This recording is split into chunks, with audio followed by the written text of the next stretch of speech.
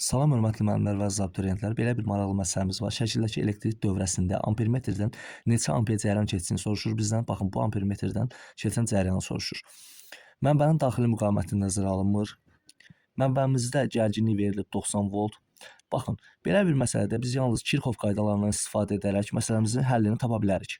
Kirxovun cəryan və gərginlik qanunlarından istifadə etməli olacağıq.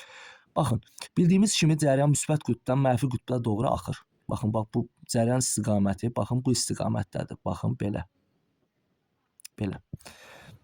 Onda biz bilirik ki, Kirxovun birinci qanununda deyilir ki, gələn cəryan budaqlanma nöqtəsindən çıxan cəryanların cəbri cəminə bərabərdir. Yəni, burada müəyyən bir I cəryanı gəlir. I cəryanı gəlir. Baxın, bu budaqlanma nöqtəsidir. Budaqlanma nöqtəsi. Buradan keçən cəryan iki hissəyə ayrılır. Bir yuxarı hissəyə ayrılır cəryanımız. Baxın, bir də bu hissəyə ayrılır cəryanımız. Onda biz yaza bilərik. Yuxarı hissə üçün tutaq ki, yazırıq I1. Bu hissə üçün yazırıq I2. Deməli, bu I1 plus I2-nin cəbri cəminə bərabər. Kirxovun birinci qanunudur bu. Buradan keçən cəryan, baxın, buradan keçən cəryan gəlir bu nöqtəyə qədər, baxın bu nöqtəyə, düyün nöqtəsinə qədər. Və buradan da aşağı ampermetrin üzərindən keçir və bu dövrə hissəsinin üzərindən keçir. Həmçinin burada bu nöqtədən gəlir belə cəryan istiqaməti bu şəkildə davam edir. İndi biz yaza bilərik ki, baxın bu da müəyyən bir budaqlanma nöqtəsidir. Bura deyək ki, yazaq I ampermetr, ampermetr üçün. Bura olsun, baxın, bura gələn I1 cəryanımız var, I1 cəryanımız. Həmin I1 cəryanın müəyyən bir hissəsi R2 müqaviməti üzərindən keçir, müəyyən bir hissəsi ampermetrin üzərindən keçir. Onda yaza bilərik ki, bax, buradan keçən cəryan üçün yaza bilərik biz. I1 çıxılsın I ampermetr. Hər hansısa bir tutaq ki, I3, I4 cəryanı var burada. Bunun bir hissəsi ampermetrin üzərindən keçdiyinə görə mən daha sadə məsələmizi yaza bilmək üçün yazdım ki, I1 çıxılsın I ampermetr. Həmçinin burada müəyyən bir budaqlanma nöqtəsi var və buradan gələn cəryanımız I2 cəryanıdır. Baxın, I2 cəryanı. I2 cəryanı da həmçinin buradan ampermetr üzərindən bir cəryan gəlir. I ampermetr demişdik buna. Ona görə də bu hissədə keçən, bax, bu dövrə hissəsinin üzərindən keçən cəryan üçün, baxın, bu hissədən keçən cəryan üçün yaza bilərik ki, deməli, I2 plus I ampermetr. İndi Kirxov qaydalarına əsasən sxem üzərində müəyyən açılışlar etdik. Kirxov qaydalarından istifadə edərək məsələmizi yazmağa çalışacağıq. Deməli, I1 R1, bax, birinci hissə üçün yazam, minus I2 R2 bərabərdir 0-a. Yəni, Kirxovun gərginlik qanunudur bu. Onda yaza bilərik I1 R1 bərabərdir I2 R2-yə. Deməli, I1 olduğu kimi saxlayırıq, R1 əvəzinə 30 bərabərdir. I2-ni olduğu kimi saxlayırıq, R2 əvəzinə 15 ohm yazsaq, onda yaza bilərik ki, I2 bərabərdir 2 I1-ə. Bu bizə lazım olacaq. Baxın, I2 bərabərdir 2 I1-ə. Deməli, indi Kirxov gərginlik qaydalarına əsasən biz yaza bilərik ki, deməli, I1 R1 plus, baxın, bu hissə üçün yazıram. Bax, yuxarı hissə üçün yazıram. I1 R1 plus. Deməli, I1 çıxılsın I ampermetr vurulsun R2 bərabərdir U-ya. Həmçinin aşağı hissə üçün yazsam I2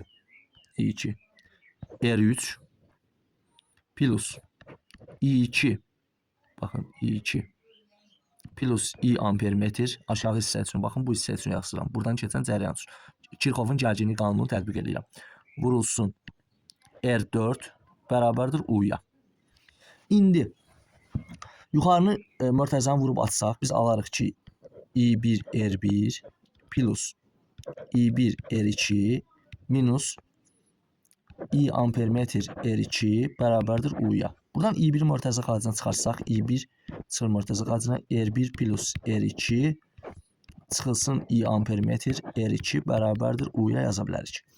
Aşağı hissədə I2 cəryanımızın yerinə gətirib biz 2 I1 qoyacağıq. Yenə bu mörtəzəni vurub atsaq, alacağıq ki, deməli, I2 çıxacaq mörtəzə xaricinə, R3 plus R4 üstə gəlinsin I ampermetr vurulsun R4 bərabərdir U-ya. İndi, baxın, yuxarı hissəni, müəyyən bir hissəni silirəm. Baxın, bu hissəni silirəm.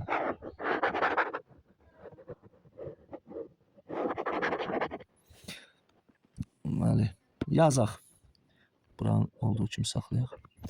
Yazsaq, i2-ni yerinə gətirib biz, əgər 2i1 yaza bilərik. Demişdik ki, i2-miz bərabərdir 2i1-ə. Bunu buradan da asanlıqla görmək olur ki, buradan yuxarıda 30 ohmdur, aşağıda 15 ohmdur. Gələn cəryan müqavimət az olan hissədən 2 dəfə çox cəryan axacaq. Onda birincini olduğu kimi saxlayıb i1, R1 plus R2 çıxılsın i ampermetr, R2 bərabərdir U-ya. İkinci hissə üçün yaza bilərik ki, deməli, baxın, bu i2-nin yerinə 2i1 gətirib yazsaq, 2i1 R3 plus R4 plus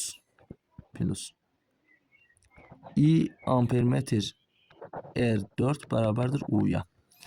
Bunları sağ tərəfə keçirsək, və tərəf-tərəfə bölsək, alarıq ki, kəsir xətti çək. i1 R1 plus R2 bölünsün.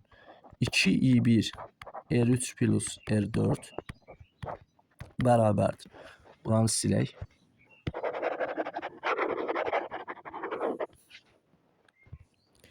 Deməli, kəsiri çəksək, alarıq ki, baxın, bu hissə üçün U plus i ampermetr R2, U minus i ampermetr R4. Burada ixtisarlarımızı aparsaq və müqavimətlərin yerinə ifadələrini gətirib yerinə qoysaq, R1 plus R2 yuxarıda olacaq 40, aşağıda 2 vurulsun R3 plus R4, deməli 25, 2 vurulsun 25 bərabərdir. U 90-dır plus i ampermetr axtarırıq, vurulsun R2 müqavimətimiz nə qədərdir? 10-dur. 90 çıxılsın R4 də 10-dur. i ampermetr vurulsun 10. İndi baxın, yuxarı hissəni biraz silək.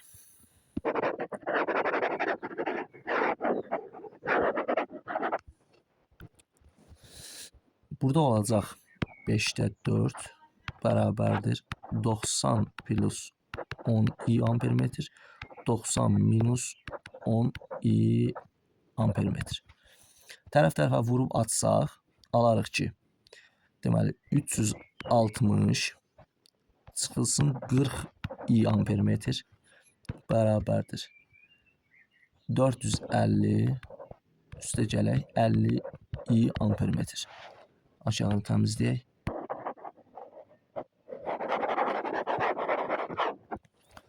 Deməli, sadələşdirmə aparsaq, bunu bu tərəfə keçirsək, olacaq 90 i ampermetr bərabərdir 90-a.